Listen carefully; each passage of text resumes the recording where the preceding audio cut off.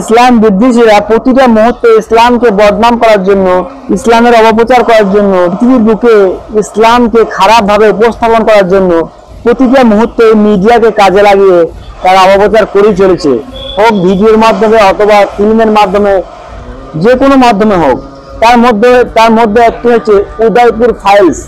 Udaipur files নামে এই মুভিটিকে এমনভাবে তুলে ধরা হচ্ছিল যাতে ইসলামকে একটি আতঙ্কবাদী এবং সন্ত্রাসী ধর্ম বলে উপস্থাপন তারা করতে চাইছিল এবং ইসলামকে এমনভাবে উপস্থাপন করতে চাইছিল যে ইসলাম সম্পর্কে মানুষের কাছে ভুল মেসেজ যায়।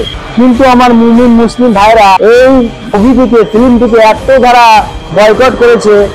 আলহামদুলিল্লাহ সুম্মা আলহামদুলিল্লাহ, বয়কটের মাধ্যমে দিল্লি হাইকোর্ট থেকে এই মুভিটিকে ব্যান লাগিয়ে দিয়েছে। আলহামদুলিল্লাহ সুম্মা আলহামদুলিল্লাহ। সেই সমস্ত মুমিন মুসলিম ভাইদেরকে অন্তর থেকে সালাম এবং শুভেচ্ছা জানাই। देखो ये वीडियो। मुस्लिम संगठनों के विरोध के बाद दिल्ली हाईकोर्ट ने फिल्म की रिलीज पर रोक लगा दी। एक बहुत बड़ी खबर के साथ शुरुआत करें। देश नहीं झुकने देंगे कि उदयपुर फाइल्स पर रोक लग गई है। कल रिलीज नहीं होगी उदयपुर फाइल्स।